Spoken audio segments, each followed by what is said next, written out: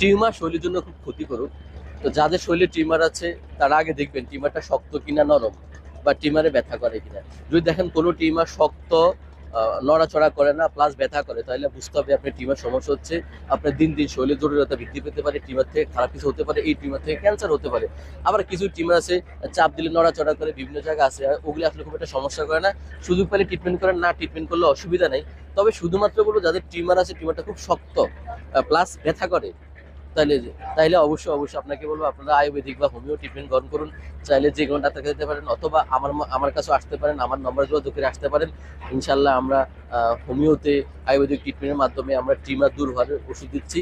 আস্তে আস্তে একটা পর্যায়ে আপনার টিউমারটা চলে যাবে। তবে টিউমার নিয়ে বসে থাকবেন না।